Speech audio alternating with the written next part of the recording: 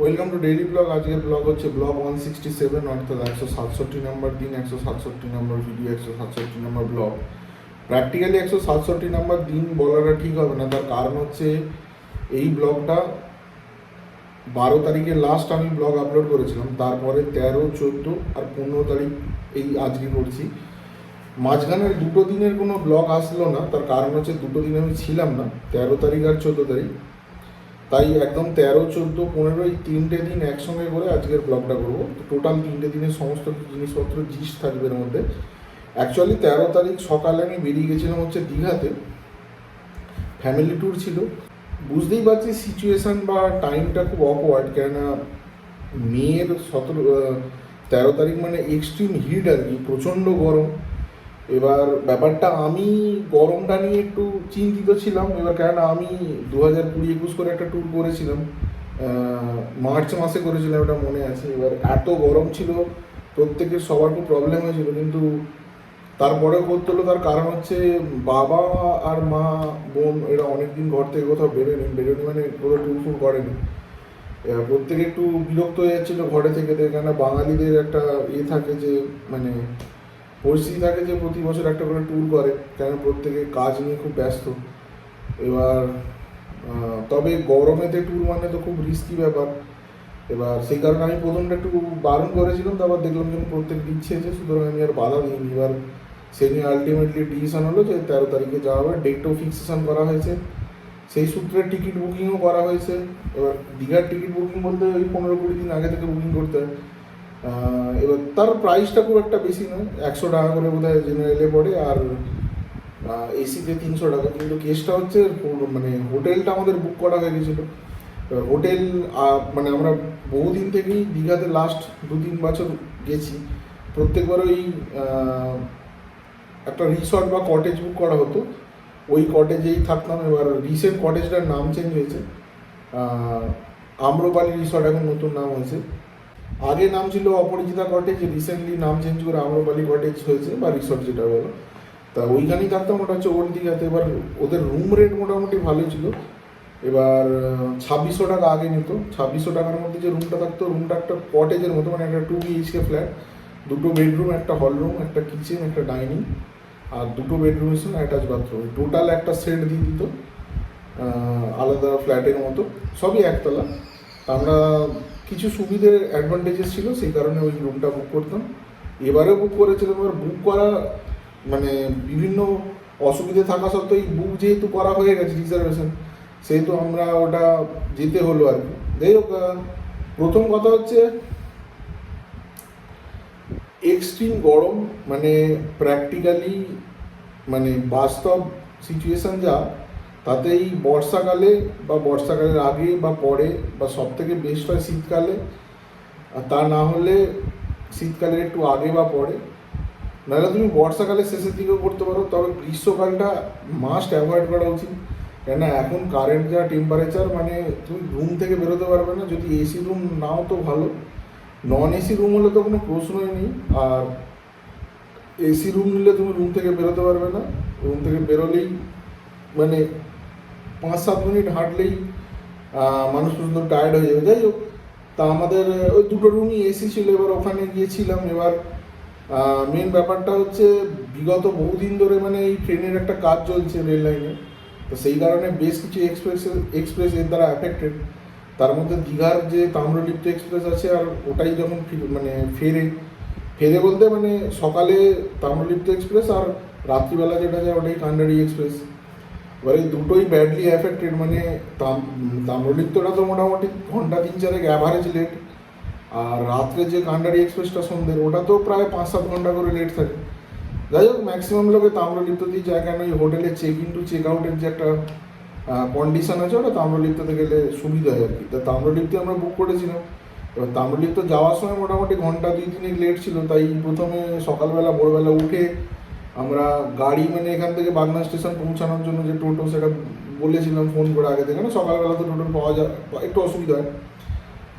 তা যাই হোক, আমরা পরে যখন ট্রেনের টাইম টেবিল মানে ট্রেনের সিচুয়েশান দেখলাম যে ঘন্টা 3 লেট, তা নয় লোকালে যেতে হবে যেটা সকালবেলা প্রপার টাইমে যাচ্ছে, আর নইলে তাম্রলিপ্ত এক্সপ্রেসে। এবার যেহেতু তাম্রলিপ্ত এক্সপ্রেস মানে লেট রান করছে এবং প্রচুর মানুষ ওর জন্য টিকিট রিটার্ন করে দিচ্ছে, তা ম্যাক্সিমাম লোকই লোকাল ট্রেন অ্যাভেল করছে, যার ফলে লোকাল ট্রেনের সিট পাওয়াটা একটু চ্যালেঞ্জিং।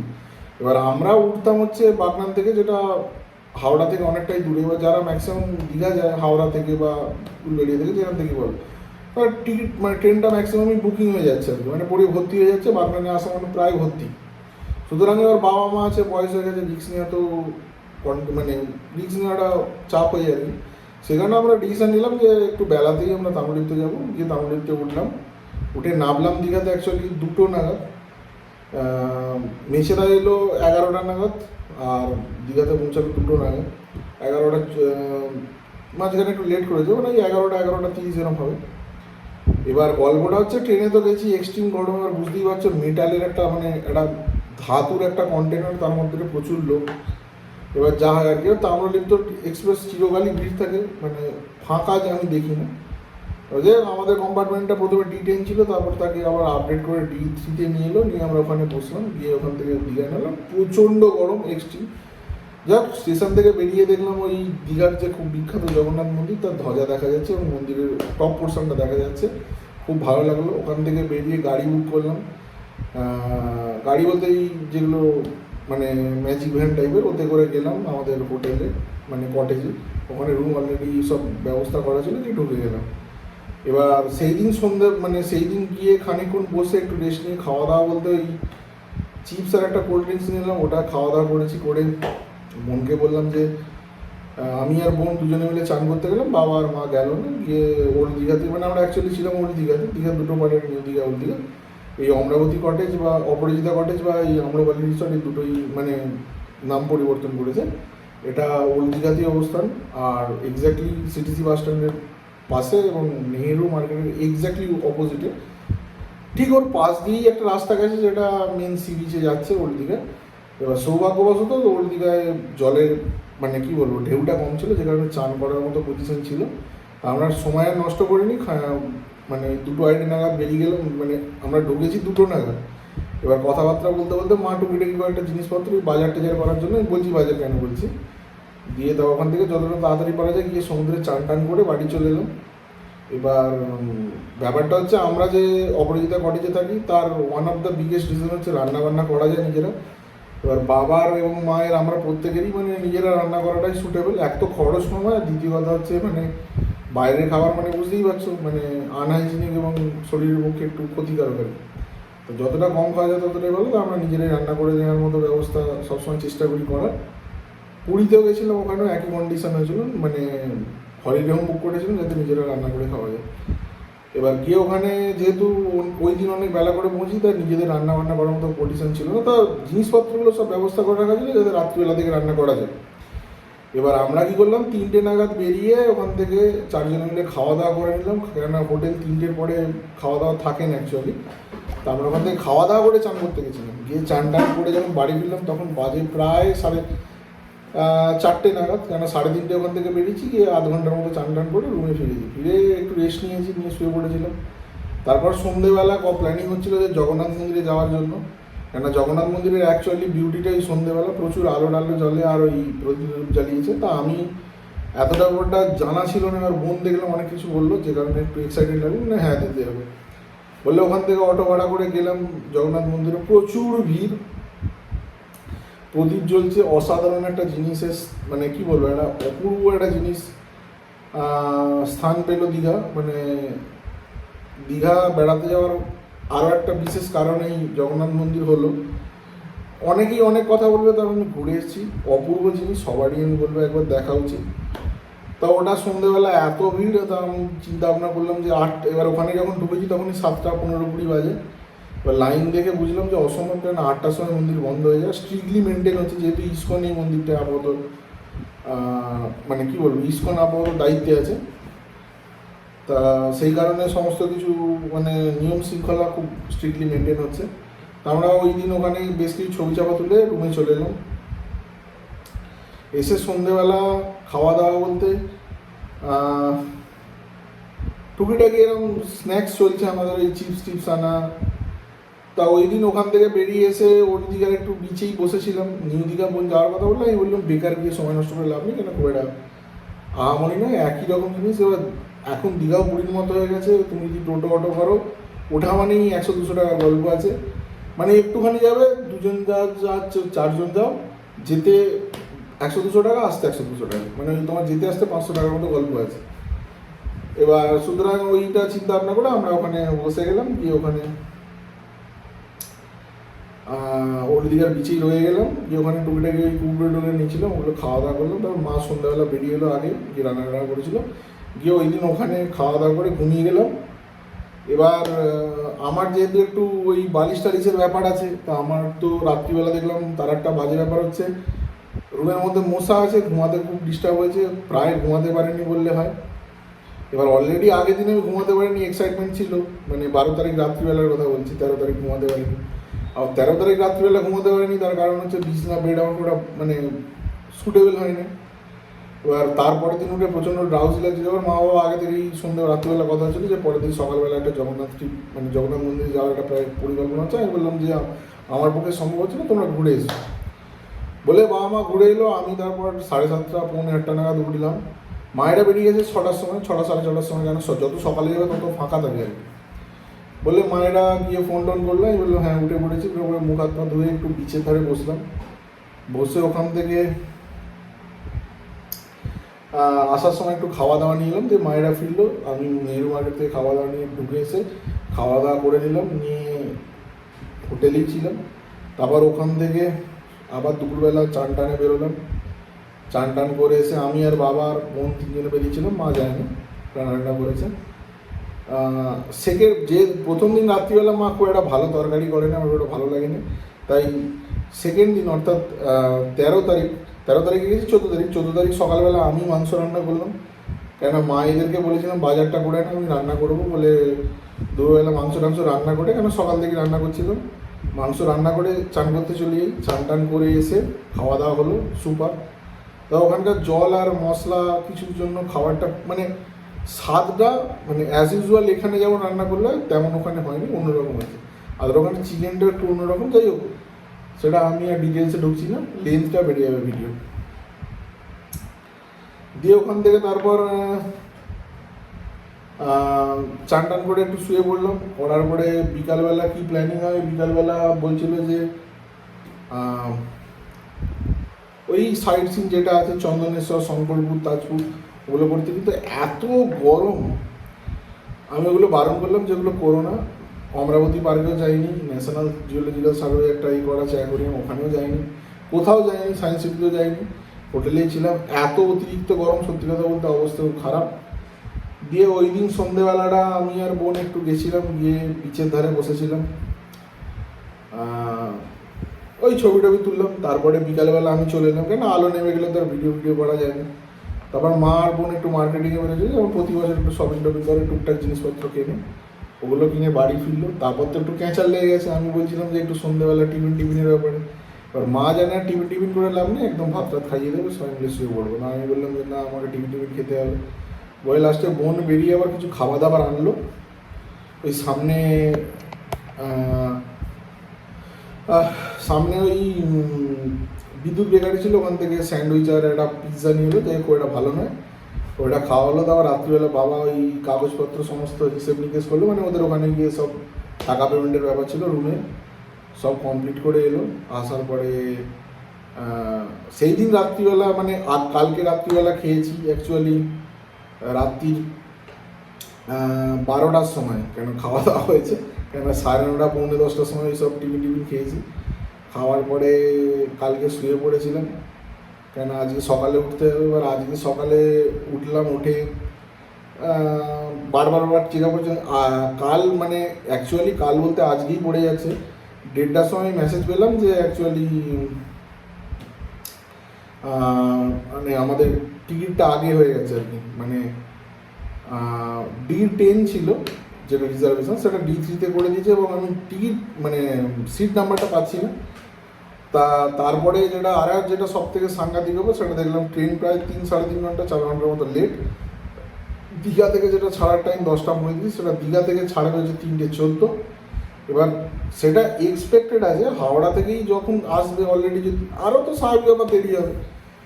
এবার তারপরে ঘটনা হচ্ছে পরে জানতে পারলাম যে 3:14 তখনও কাঁথি প্লাস করেনি। এবার কাঁথি থেকে প্রায় 20-30 মিনিট 40 মিনিট মতো লাগে। এবার সুতরাং ওইটা তো খুব রিস্কি হয়ে যায়। তারপরে ওটা নিয়ে চিন্তা ভাবনা করতে করতে সকালে কথা হলো যে কী করা যায় কী করা যায়। যাই হোক আমরা প্রথমে চিন্তা ভাবনা করলাম যে দীঘা স্টেশনে যাবো, গিয়ে ওখানে ওয়েটিং লাউঞ্জ বা ওখানে বসেই আজকে ডিসিশনটা করা হবে যে অ্যাকচুয়ালি আসা কিসে হবে। তা যাই হোক, এবার ওখান থেকে বেরিয়ে কথাবার্তা হতে হতে আমরা আজকে হোটেল ছাড়লাম হচ্ছে, হোটেল মানে কটেজ ছাড়লাম হচ্ছে সকাল 9:15। এবার ওরা 5 বা 6 বার আসছিল। এবার আমরা চাইছিলাম একটু ওয়েট করতে, যাতে একটু পরে হলে বেরোনো যায়। যাই হোক, সেটা আলটিমেটলি বুঝে সুঝে বেরোনো হলো যে ছেড়ে দেওয়া হোক, যাতে ঝামেলা না হয় আর কি। আর এখন সিচুয়েশান খুব খারাপ আর কি। তা ওখান থেকে বেরিয়ে আর কোনো না করে গেটের সামনে বসে এবার কী চিন্তা ভাবনা করা হচ্ছে আজকে যাওয়া কিসে হবে। এবার আমি কোথায় বলছিলাম যে লোকাল করে নিতে পারো অ্যাট লাস্ট, কেন না এক্সপ্রেসের যা কন্ডিশন খুব অসুবিধা আছে, আর গরমেতে প্রত্যেকেরই মানে অবস্থা খুব খারাপ, বুঝতেই পারছেন। এবার দিয়ে তারপরে লাস্টে ফাইনাল হলো যেটা বাবার মা, আমি অলরেডি আগে থেকে বলছিলাম, কিন্তু পরে বাবা মা আর মা ডিসিশন নিল যে বাসে চলে আসবে, এবার এসি বাসে। তাই এক্স্যাক্টলি আমাদের রুম থেকে মানে কটেজের যে মেন গেটটা আছে, এই গেটের জাস্ট একদম লেফট সাইডেই দোকান আছে সিটিসি, WBTC এবং প্রাইভেট বাসের ডিপো, মানে এই ডিপো বলছি মানে যেখান থেকে রিজার্ভেশন করে আর কি। ওখানে দীঘাতে ভর্তি কাউন্টার। তা কাউন্টারে গিয়ে আমরা বললাম যে এরকম বাগনানের বাড়ি, লাইব্রেরি মোড়ে নামবো, মানে আমাদের এখান থেকে ন্যাশনাল হাইওয়েটা লাইব্রেরি মোড়ের পাশ দিয়ে গেছে, বাগনানের অ্যাটাচমেন্ট যেটা, মানে ন্যাশনাল হাইওয়ে আর বাগনানের অ্যাটাচমেন্ট হচ্ছে লাইব্রেরি মোড়। তো ওখানে নামবো, এরকম বাসটা অ্যাভেলেবেল আছে কিনা বললে হ্যাঁ হয়ে যাবে, কোনো অসুবিধা নেই। 250 টাকা করে টিকিট। টিকিটটা কিন্তু আমাদের অ্যাকচুয়ালি ধর্মতলা পর্যন্ত, কিন্তু আমরা যেখানে ইচ্ছা নেমে যেতে পারি। মানে আমার বাগনানের বাড়ি বলে আলাদা কম হবে, ধর্মতলায় বেশি এরকম নয়, মানে বুক থাকবে টিকিটটা ধর্মতলা পর্যন্ত, এবার আমার সুবিধা মতোই বাগনানে নেমে যাবো বলে সেই মতো কথা হলো। আমরা ওখানে মিনিট 20-25 বসেছিলাম। তার মধ্যেই বোন বললো যে আজকে টিকিটটা রিটার্ন করে দে, কেননা টিকিটটা তাহলে ভ্যালুয়েশনটা পেয়ে যাবে। আর এইটার ক্ষেত্রে TDR বলে একটা ব্যাপার আছে, টিকিট যদি রিটার্ন পাওয়া যায় ফুল পেমেন্ট, যদি ট্রেনটা লেট থাকে 3 ঘন্টার বেশি। বলতে আমি বোনের কথা মতো আজকে টিকিটটা TDR করে দিলাম। করতে দেখলাম একটা মেল এসেছে, আর রাত্রিবেলা খানিকক্ষণ আগে আর একটা মেল এসেছে যে ওটা অ্যাকসেপ্টেড হয়ে গেছে, টাকাটা রিটার্ন হয়ে যাবে। যেই ব্যাংক বা যেই UPI থেকে ট্রানজ্যাকশন হচ্ছে সেইটাতেই ব্যাক চলে আসবে। ভালো কথা। এবার বলতে 4 জনের টিকিট বুক করে দিয়ে 1000 টাকা লাগলো, 4 জনে 250 করে। সন্তোষ বলে একটা বাস আছে এসি, বেশ ভালো, ওই বাসেই বুক করে দিল। ওটা বাসটা এলো মোটামুটি 10:45-50 করে। ওতে বাসে বসলাম, মোটামুটি বাগনানে নামালো হচ্ছে পাক্কা 2:45। কোলাঘাটে খানিক্ষণ বসেছিল, বাবা নেমেছিল, আমি নামিনি। মা একটু নেমে বাথরুমে গেছিলো, তা আমি কোথাও নামিনি, আমি আর বোন বসেছিলাম। দিয়ে ভালোভাবে এসেছি, কোনো প্রবলেম হয়নি, বাসটা খুবই ভালোভাবে এসেছে। এসে তারপরে বাড়িতে পৌঁছে তো প্রচুর চাবি তালা ছিল, সমস্ত জিনিসপত্রগুলো খোলা হলো। এই রুমটা ব্লক ছিল, এই রুমগুলো সমস্ত কিছু ব্যবস্থা করা হলো। করে আমি অ্যাজ আর্লি অ্যাজ পসিবল, কারণ সকালবেলা ওই সকালে ব্রেকফাস্টটা খেয়েছি আজকে, ওই লুচি এনেছিলাম 5 প্লেট, মানে 4টে করে করতে গেলে খাওয়া দাওয়া করে আর কিছু মাঝখানে খাইনি। সবারই খুব খিদে পাচ্ছিলো, সেই কারণে বোনও বলছিল যে বিরিয়ানির কথা। তা আমি নেমেই অ্যাজ আর্লি অ্যাজ পসিবল গোল্ডেনে ছুটলাম, গিয়ে বিরিয়ানি আনলাম। বিরিয়ানি খেয়ে শুয়ে পড়েছিলাম। গিয়ে গোটা দুপুর সবাই প্রত্যেকে ঘুমিয়েছে, আর বাবা একটু কাজ করছিল। বাবা দেখলাম সন্ধ্যেবেলা এসে ঘুমিয়েছে, অনেক কাজ ছিল, আমি বলতে পারবো না। আমি বোন আর মা পুরো মানে একদম ব্ল্যাক আউটের বলে সন্ধ্যেবেলা পর্যন্ত ঘুমিয়েছি। উঠলাম, উঠে বাগনানে গেছিলাম একটু আড্ডা মারতে। গিয়ে ওখানে ডিমটাও আনলাম, বাড়িতে তো কিছুই ছিল না, ওই বাজার কিছু কলা ছিল, আলু পেঁয়াজ ওগুলো ছিল। আর বাবা বাজার সন্ধ্যেবেলা কিছু এনেছিল জাস্ট আমাদের বাড়ির উল্টো দিকে, ওখান থেকে বাজার টাজার করে এনে এখানে বসেছে। আর রাত্রিবেলা আর কিছু খাওয়া হয়নি, কেউই কিছু খাবে না, কেননা প্রত্যেকেরই মানে দফা আর কি হিট যা খেয়েছি। আর মোটামুটি আজকে প্রত্যেকেই রাত্রের ঘুমটা খুব দরকার সলিড, না হলে খুব চাপ আছে। দিয়ে সবাই ঘুমটুম, মা তো এখনও শুয়ে আছে, কারণ মায়ের ওপর খুব ধকল গেছে। আমি তো তবু অনেকগুলো স্কিপ করে দিয়েছি, এইখানে যাচ্ছি না, ওখানে যাচ্ছি না, বাজারে যাচ্ছি না, সেখানে যাচ্ছি না। মা সবই করতে হয়েছে মায়ের বাবাকে। বাবাও ঘুমিয়ে আছে আর মাও ঘুমিয়ে আছে, বোনও একটু উঠেছে, এপাশ ওপাশ উঠছে। আমি জাস্ট একটু বেরিয়েছিলাম এই ভিডিওটা বানিয়েছি আর শুয়ে পড়বো। আজকের দিনটা রেস্ট খুব দরকার আছে, কাল থেকে আবার সব ঠিকঠাক হয়ে যাবে। এই দুদিন সেরকম পড়াও হলো না, কিছু হলো না, কিছু করার নেই এটা ঘুরতে গেলে। তবে 100% একটা কথাই বলবো যে গরমে ট্যুর খুব বাজে ডিসিশন এটা আমাদের হয়েছে। যাক, আর বেশি কিছু বলবো না, ভিডিওটা প্রচুর লং হয়ে গেছে। আজকের মতো ভিডিওটা এখানে শেষ করে দিচ্ছি। দেখা হচ্ছে নতুন ভিডিওতে কালকে। শুভরাত্রি, ধন্যবাদ।